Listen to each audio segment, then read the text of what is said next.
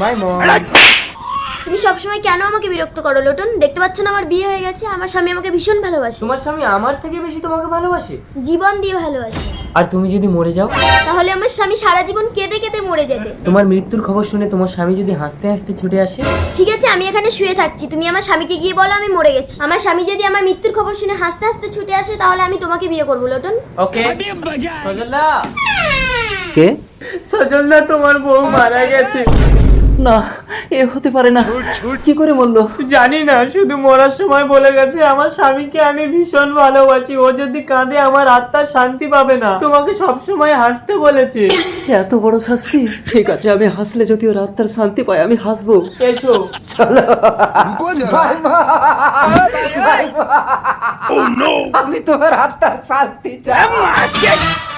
মাইমন, don't touch me. আমার মরার খবর শুনে তুমি হাসছো? চলো লাটাই। আমার কথাটা শোনো মাইমন। কোনো কথা শুনবো না তোমার। गया।